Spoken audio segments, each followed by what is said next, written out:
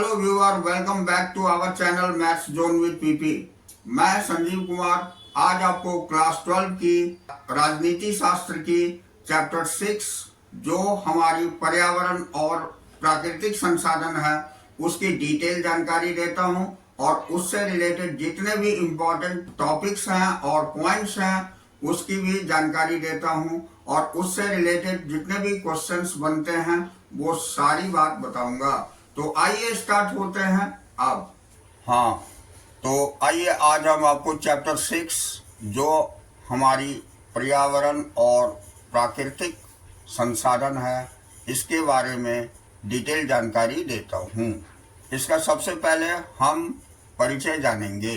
तो इस अध्याय में विश्व राजनीति में पर्यावरण और संसाधनों के बढ़ते महत्व की चर्चा की गई है। 1960 के दशक से पर्यावरण के मसले ने जोर पकड़ा। इसी पृष्ठभूमि को ध्यान में रखकर इस अध्याय में कुछ महत्वपूर्ण पर्यावरण आंदोलन की तुलनात्मक चर्चा की गई है। हम साझी संपदा और विश्व की साझी विरासत जैसी धारणाओं के बारे में भी पढ़ेंगे। इस अध्याय को पढ़कर आप संक्षेप में जान सकते हैं कि पर्यावरण से जुड़ी हाल की बहसों में भारत ने कौन सा पक्ष लिया है। इसके बाद अध्याय में संसाधनों की होड़ से जुड़ी वैश्विक राजनीति की एक संक्षिप्त चर्चा की गई है। अध्याय का समापन यह बताते हुए किया गया है कि समकालीन विश्व राजनीति में हाशिए पर खड़ी मूल निवासी जनता इंडिजिनस पीपल के इन सवालों से क्या सरोकार है और वह क्या सोचती है। तो आइए इसके बारे में अब हम डिटेल में जानते हैं। इसमें हमारी पहली पॉइंट है वैश्विक राजनीति में पर्यावरण की चिंता क्यों। तो ये हमारी पहली पॉइंट है। आइए इसके बारे में जानकारी प्राप्त करते हैं। तो इस पुस्तक में हमने विश्व राजनीति पर बड़े सीमित अर्थों में चर्चा की है। मसलन हमने युद्ध और संधि की बातें की, राज्य शक्ति के उत्थान और पतन की चर्चा हुई, या फिर हमने अंतर्राष्ट्रीय फलक पर अपने देश की नुमाइंदगी करने वाले सरकारों और अंतर्राष्ट्रीय संगठनों की बातें की। अध्याय 7 में हमने विश्व राजनीति के दायरे को थोड़ा बढ़ाकर उसमें गरीबी और महामारी जैसी विषय भी शामिल कर लिए हैं। ऐसा करने में हमें कोई मुश्किल भी नहीं, क्योंकि हम सब मानते हैं कि गरीबी और महामारी पर अंकुश रखने की जिम्मेदारी सरकार की है। इस अर्थ में ये मुद्दे विश्व राजनीति के दायरे में ही आते हैं। अब जरा इन मुद्दों पर विचार कीजिए। क्या आप मानते हैं कि इन जैसे मुद्दे समकालीन विश्व राजनीति के दायरे में आते हैं? अब यहाँ देखिए कुछ पॉइंट्स दिए हुए हैं। ये वैश्विक राजनीति और पर्यावरण की चिंता के बारे में डिटेल बताती है ये पॉइंट। तो इसमें पहला पॉइंट है दुनिया भर में कृषि योग्य भूमि में अब कोई बढ़ोतरी नहीं हो रही, जबकि मौजूदा उपजाऊ जमीन के एक बड़े हिस्से की उर्वरता कम हो रही है। चरागाहों के चारे खत्म होने को है और मत्स्य भंडार घट रहा है। जलाशयों की जलराशि बड़ी तेजी से कम हुई है। इसमें प्रदूषण बढ़ा है और इससे खाद्य उत्पादन में कमी आ रही है। दूसरा पॉइंट है संयुक्त राष्ट्र संघ की मानव विकास रिपोर्ट 2016 के अनुसार विकासशील देशों की 66.3 करोड़ जनता को स्वच्छ जल उपलब्ध नहीं होता और यहाँ की 2 अरब 40 करोड़ आबादी साफ सफाई की सुविधा से वंचित है। इस वजह से 30 लाख से ज्यादा बच्चे हर साल मौत के शिकार होते हैं। अब तीसरा पॉइंट प्राकृतिक वन जलवायु को संतुलित रखने में मदद करते हैं। इनसे जल चक्र भी संतुलित बना रहता है और इन्हीं वनों में धरती की जैव विविधता का भंडार भरा रहता है। लेकिन ऐसे वनों की कटाई हो रही है और लोग विस्थापित हो रहे हैं। जैव विविधता की हानि जारी है और इसका कारण है उन पर्यावासों का विध्वंस जो जैव प्रजातियों के मामले में समृद्ध है। अब चौथा पॉइंट, धरती के ऊपरी वायुमंडल में ओजोन गैस की मात्रा में लगातार कमी हो रही है। इसे ओजोन परत में छेद होना भी कहते हैं। इससे पारिस्थितिकी तंत्र और मनुष्य के स्वास्थ्य पर एक बड़ा खतरा मंडरा रहा है। अब पांचवा पॉइंट, पूरे विश्व में समुद्र तटीय क्षेत्रों का प्रदूषण भी बढ़ रहा है। यद्यपि समुद्र की मध्यवर्ती भाग अब भी अपेक्षाकृत स्वच्छ है, लेकिन इसका तटवर्ती जल जमीनी क्रियाकलापों से प्रदूषित हो रहा है। पूरी दुनिया में समुद्र तटीय इलाकों में मनुष्यों की सघन बसाहट जारी है और इस प्रवृत्ति पर अंकुश न लगा तो समुद्री पर्यावरण की गुणवत्ता में भारी गिरावट आएगी। तो ये 6 पॉइंट्स हमने देखा जो कि पर्यावरण में प्रदूषण का मुख्य कारण है। पर्यावरण जिससे दूषित होती जा रही है और इसका प्रभाव जैविक स्तर पर हो रहा है।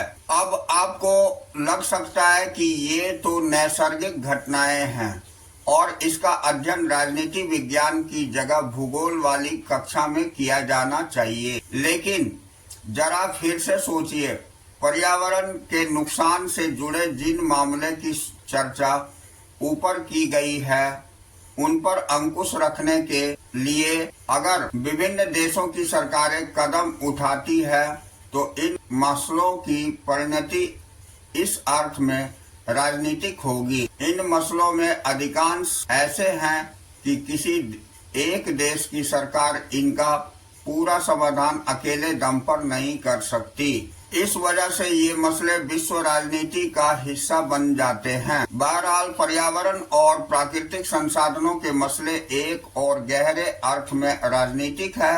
कौन पर्यावरण को नुकसान पहुंचाता है, इन पर रोक लगाने के उपाय करने की जिम्मेदारी किसकी है, धरती के प्राकृतिक संसाधन पर किसको कितने इस्तेमाल का हक है। इन सवालों के जवाब बहुधा एक बात से निर्भर होते हैं कि कौन देश कितना ताकतवर है। इस तरह ये मसले गहरे अर्थों में राजनीतिक है। हालांकि पर्यावरण से जुड़े सरोकारों का लंबा इतिहास है, लेकिन आर्थिक विकास के कारण पर्यावरण पर होने वाले असर की चिंता ने 1960 के दशक के बाद से राजनीतिक चरित्र ग्रहण किया। वैश्विक मामले से सरोकार रखने वाले एक विद्वत समूह क्लब ऑफ रोम ने 1972 में लिमिट्स टू ग्रोथ शीर्षक से एक पुस्तक प्रकाशित की। यह पुस्तक दुनिया की बढ़ती जनसंख्या के आलोक में प्राकृतिक संसाधनों के विनाश के अंदेशे को बड़ी खूबी से बताती है।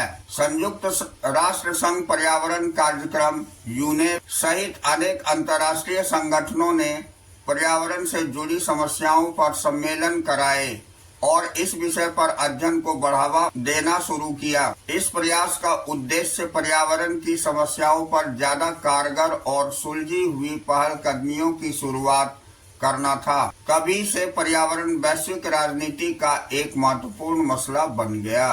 1992 में संयुक्त राष्ट्र संघ का पर्यावरण और विकास के मुद्दे पर केंद्रित एक सम्मेलन ब्राजील के रियो डी जनेरियो में हुआ। इसे पृथ्वी सम्मेलन यानी अर्थ समिट कहा जाता है। इस सम्मेलन में 170 देश, हजारों स्वयंसेवी संगठन और अनेक बहुराष्ट्रीय निगमों ने भाग लिया। वैश्विक राजनीति के दायरे में पर्यावरण को लेकर बढ़ते सरोकारों को इस सम्मेलन में एक ठोस रूप मिला। इस सम्मेलन से 5 साल पहले 1987 आवर कॉमन फ्यूचर शीर्षक वर्टलैंड रिपोर्ट छपी थी। रिपोर्ट में चेताया गया था कि आर्थिक विकास के चालू तौर तरीके आगे चलकर टिकाऊ साबित नहीं होंगे। विश्व के दक्षिणी हिस्से में औद्योगिक विकास की मांग ज्यादा प्रबल है और रिपोर्ट में इसी हवाले से चेतावनी दी गई थी। रियो सम्मेलन में यह बात खुलकर सामने आई कि विश्व के धनी और विकसित देश, उत्तरी गोलार्ध तथा गरीब और विकासशील देश यानी दक्षिणी गोलार्ध पर्यावरण के अलग अलग एजेंडे के पैरोकार हैं। उत्तरी देशों की मुख्य चिंता ओजोन परत की छेद और वैश्विक ताप वृद्धि ग्लोबल वार्मिंग को लेकर थी। दक्षिणी देश आर्थिक विकास और पर्यावरण प्रबंधन के आपसी रिश्ते को सुलझाने के लिए ज्यादा चिंतित थे। अब रियो सम्मेलन में जलवायु परिवर्तन, जैव विविधता और वानिकी के संबंध में कुछ नियमाचार निर्धारित हुए। इसमें एजेंडा 21 के रूप में विकास के कुछ तौर तरीके भी सुझाए गए, लेकिन इसके बाद भी आपसी अंतर और कठिनाइयां बनी रही। सम्मेलन में इस बात पर सहमति बनी कि आर्थिक वृद्धि का तरीका ऐसा होना चाहिए कि इससे पर्यावरण को नुकसान न पहुंचे। इसे टिकाऊ विकास का तरीका कहा गया, लेकिन समस्या यह थी कि टिकाऊ विकास पर अमल कैसे किया जाएगा। कुछ आलोचकों का कहना है कि एजेंडा 21 का सुझाव पर्यावरण संरक्षण को सुनिश्चित करने के बजाय आर्थिक वृद्धि की ओर है। आइए अब पर्यावरण की वैश्विक राजनीति के कुछ विवादित मुद्दों पर एक नजर डालते हैं। तो हमारा अगला पॉइंट विश्व की साझी संपदा की सुरक्षा है। अब हम इस पॉइंट की जानकारी लेंगे। तो साझी संपदा उन संबंधों को कहते हैं जिन पर किसी एक का नहीं बल्कि पूरे समुदाय का अधिकार होता है। संयुक्त परिवार का चूल्हा, चारागाह, मैदान, कुआं या नदी साझी संपदा के उदाहरण हैं। इसी तरह विश्व के कुछ हिस्से और क्षेत्र किसी एक देश के संप्रभु क्षेत्राधिकार से बाहर होते हैं, इसलिए उनका प्रबंधन साझे तौर पर अंतर्राष्ट्रीय समुदाय द्वारा किया जाता है। इन्हें वैश्विक संपदा या मानवता की साझी विरासत कहा जाता है। इससे पृथ्वी का वायुमंडल, अंटार्कटिका, समुद्री सतह और बाहरी अंतरिक्ष शामिल है। वैश्विक संपदा की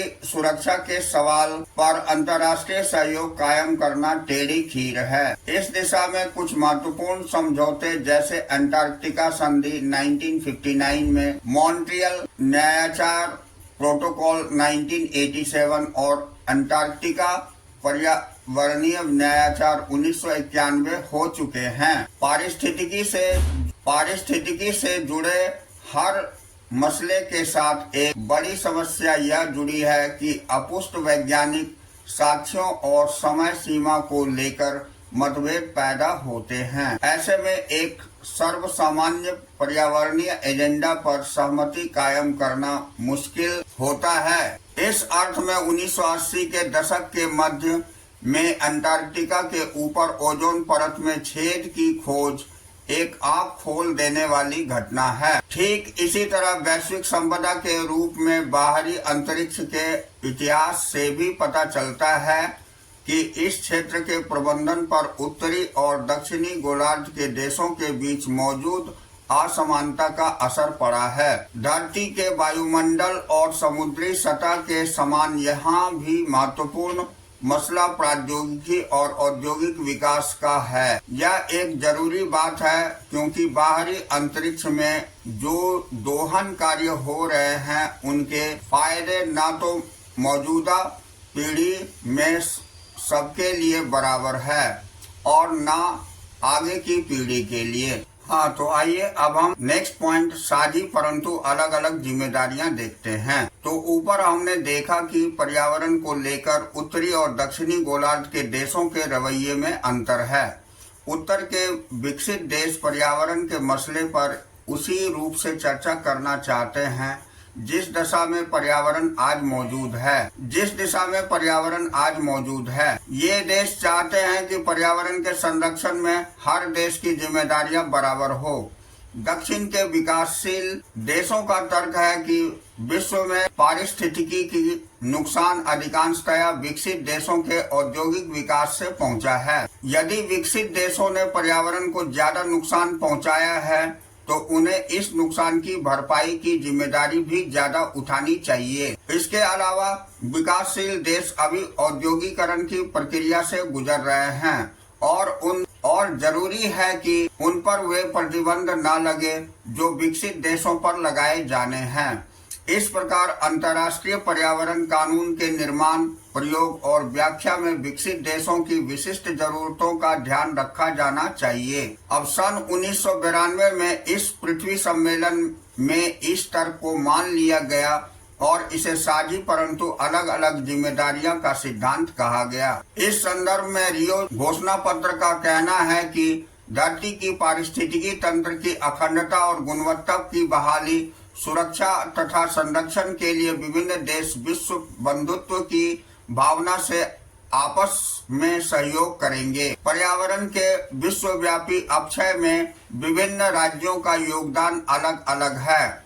इसे देखते हुए विभिन्न राज्यों की साझी परंतु अलग अलग जिम्मेदारियां होगी। विकसित देशों के समाजों का वैश्विक पर्यावरण पर दबाव ज्यादा है और इन देशों के पास विपुल प्रायोगिक एवं वित्तीय संसाधन है। इसे देखते हुए टिकाऊ विकास के अंतर्राष्ट्रीय प्रयास में विकसित देश अपनी खास जिम्मेदारी स्वीकार करते हैं। अब जलवायु के परिवर्तन से संबंधित संयुक्त राष्ट्र संघ के नियमाचार यानी United Nations framework convention on climate change UNFCCC 1992 में भी कहा गया है कि इस संधि को स्वीकार करने वाले देश अपनी क्षमता के अनुसार पर्यावरण के अक्षय में अपनी जिम्मेदारी के आधार पर साझी परंतु अलग अलग जिम्मेदारियां निभाते हुए पर्यावरण की सुरक्षा के प्रयास करेंगे। इस नियमाचार को स्वीकार करने वाले देश इस बात पर सहमत थे कि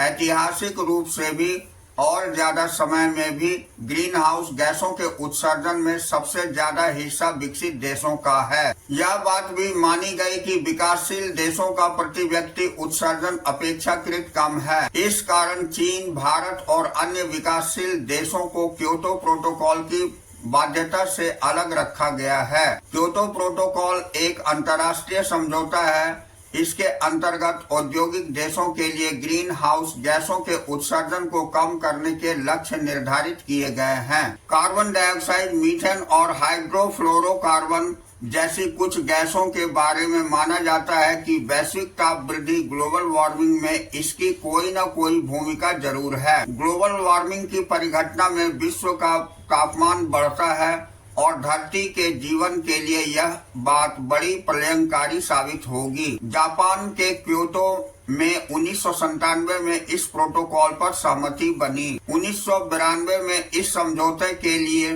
कुछ सिद्धांतों को तय किए गए थे कि सिद्धांत की इस रूपरेखा यानी United Nations framework convention on climate change पर सहमति जताते हुए हस्ताक्षर हुए थे।